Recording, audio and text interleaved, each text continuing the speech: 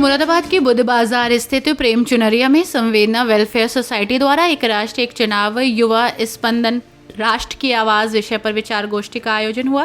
कार्यक्रम में बड़ी संख्या में युवाओं और विद्यार्थियों की उपस्थिति रही, जिन्होंने सक्रिय रूप से चर्चा में भाग लिया और अपनी राय रखी। कार्यक्रम की संयोजिका संवेदना स्कूल की director major doctor Meenu Mehrotra के नेतृत्व में किया गया। उन्होंने अपने उद्घाटन भाषण में कहा कि देश के विकास, संसाधनों की बचत और लोकतंत्र को और अधिक सशक्त बनाने के लिए एक राष्ट्र एक चुनाव जैसी अवधारणाओं पर युवाओं को जागरूक करना जरूरी है। पर लिखा हुआ है एक राष्ट्र एक चुनाव युवा स्पंदन, और आगे क्या लिखा है, राष्ट्र की आवाज। तो हम सभी जानते हैं कि कोई भी राष्ट्र अपने उन युवाओं से जाना जाता है जो कि परिवर्तन का एक वाहक होते हैं। और जब हम बात करते हैं अपने देश में चुनाव की, तो मुझे लगता है कि देश में चुनाव की बात करने से पहले मैं ये बोल दूं कि चुनावों का देश है। हमारा ये देश है वो चुनावों का देश है। हम सभी जानते हैं कि आजादी के बाद 3 लोकसभा तक हमारे ये देश में जो चुनाव थे वो एक साथ हुआ करते थे, लेकिन बाद में केरल की एक राजनीतिक घटना के बाद ये अलग अलग होने लगे और अभी भी हमारे कुछ राज्यों में, अरुणाचल है और कई राज्यों में चुनाव एक साथ होते हैं। के मन में भाव, तरंगे और जो भी परिवर्तन की एक आकांक्षा जागृत हो रही है वो क्या है, तो इसीलिए हमने एक इसका शीर्षक रखा है युवा स्पंदन।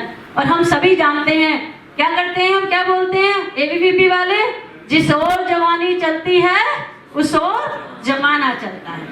तो हम युवा लोग अगर हम राष्ट्र में कोई भी परिवर्तन चाहते हैं तो उसके लिए जो सबसे पहली आवाज है, जो सबसे पहला विचार है, जो सबसे पहला भाव है, वो युवाओं के माध्यम से होता है। और आप लोग और हम और भी अनुग्रहित हैं कि भारत युवाओं का देश है ना। आपको पता है ना कि 65% से ज्यादा आबादी युवाओं की है।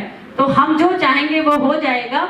और एक राष्ट्र एक चुनाव के विषय में मैं बिल्कुल भी नहीं बताऊंगी, क्योंकि हमारे जो पैनलिस्ट हैं वही बताएंगे, लेकिन ये बहुत महती आवश्यकता है इस समय की।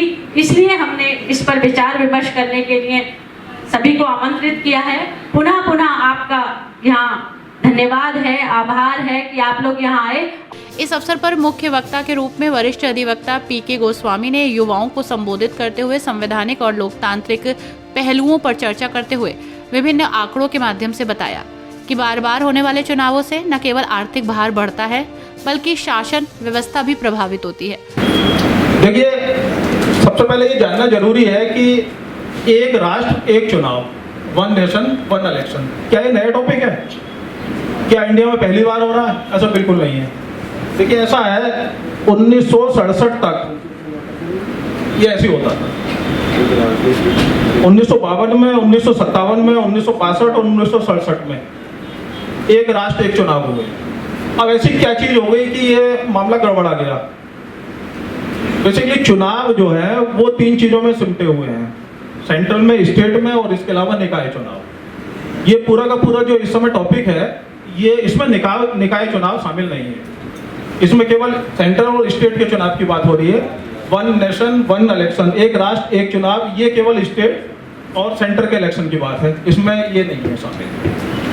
बहुत सारी चीजें हैं, दुनिया में बहुत सारे देश हैं जहां पहले से और अब भी ये चुनाव होते हैं। मैं उनके नाम बताऊंगा आपको। ब्रिटेन, दक्षिण अफ्रीका, इंडोनेशिया, जर्मनी, फिलीपींस और ब्राजील, इसमें ये होते रहे हैं और चलते रहे हैं। अब बात यह है सबसे बड़ी कि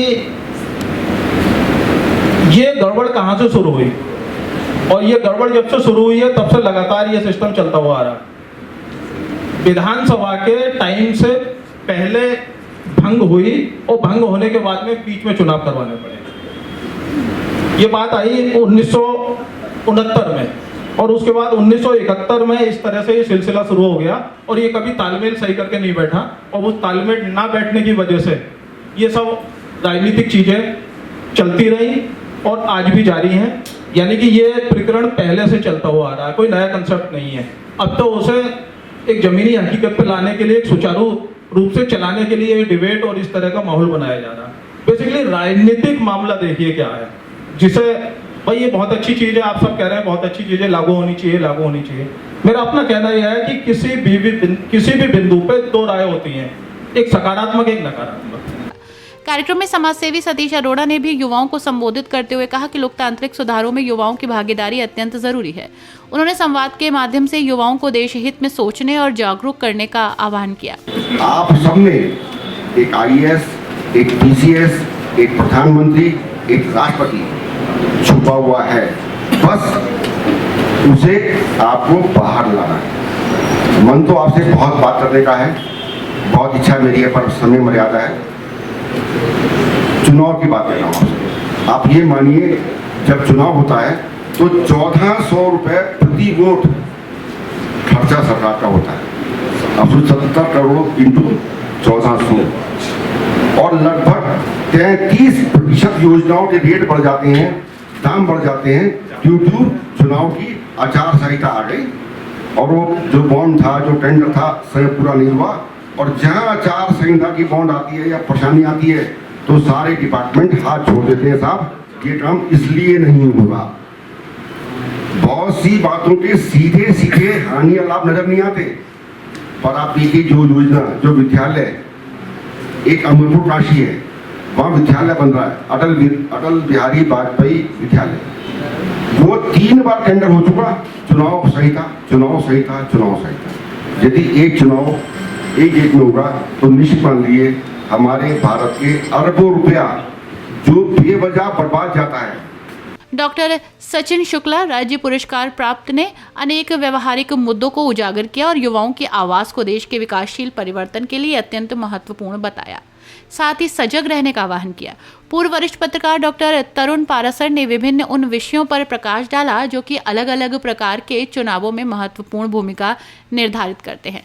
प्रतिभागियों में सरल शर्मा, स्वाति पलक, वैष्णवी, तनीषा, वंदना आदि ने अपने विचार व्यक्त किए और इस मुद्दे पर सकारात्मक पहल की जरूरत को स्वीकारा। कार्यक्रम का उद्देश्य युवाओं को नीति निर्माण की प्रक्रिया से जोड़ना और राष्ट्रीय मुद्दों पर सोचने के लिए प्रेरित करना रहा। कार्यक्रम का संचालन कैप्टन राजीव चौहान ने किया। अब एक राष्ट्र एक चुनाव अच्छा होना चाहिए, क्योंकि जब हमारा राष्ट्र एक है तो यहाँ पर चुनाव भी एक होने चाहिए। जब चुनाव अलग अलग होते हैं, जैसे कभी लोकसभा का चुनाव होता है या कभी CM इलेक्शन होते हैं, PM इलेक्शन, अलग अलग इलेक्शन होते हैं, तो उससे मतलब बहुत सारी प्रॉब्लम्स आती हैं, जैसे कि खर्चा ज़्यादा होता है। तो अगर हम एक राष्ट्र को लेकर देखें तो एक चुनाव करने से हमारा खर्चा भी कम हो सकता है। या जैसे जब अलग अलग जगह चुनाव होते हैं तो हमारी फोर्सेस भी अलग अलग जगह बटी हुई होती हैं और उन्हें अलग अलग जगह जाना पड़ता है, उनकी ड्यूटीज़ लगती हैं और उसकी वजह से उनका मतलब जो सरकारी काम होता है वो पीछे आ जाता है। तो अगर हम ऐसे देखें तो ये भी हमारे लिए मतलब एक अच्छा है कि अगर हम एक साथ चुनाव करते हैं तो उस चीज़ में भी कम हो सकता है। ये वन नेशन वन इलेक्शन के लिए जो बात हो रही है काफ़ी हद तक सहमत है और इसकी अत्यधिक आवश्यकता है हमारे देश को, क्योंकि जब एक राष्ट्र में एक समय पर चुनाव होगा तो युवाओं के लिए जो सकारात्मक प्रभाव पड़ेगा वो युवाओं के लिए ज़्यादा अच्छा होगा, क्योंकि युवाओं जब अपनी राजनीति के लिए जो जागरूकता होती है वो युवाओं के भीतर ज़्यादा होगी और राजनीति के प्रति वो अपना ध्यान लगा पाएंगे, अपने मुद्दों की जानकारी रख पाएंगे और इन्हीं राजनीतिक दलों के लिए चुनाव के लिए युवा अपना पूरा योगदान दे पाएंगे। देखिए, सबसे ज़रूरी चीज़ है आज के समय में जागरूकता। एक देश एक चुनाव के प्रति आज लोगों को जागरूक होना सबसे ज़्यादा ज़रूरी है, क्योंकि ये कोई नई व्यवस्था तो है नहीं। भारत में 1967 तक ये व्यवस्था जो है चलती आ रही थी और आज भी कुछ राज्यों में, अरुणाचल जैसे कुछ राज्यों में ये जो है लागू है। इससे होने वाले बहुत ज़्यादा बेनिफिट हैं जो कि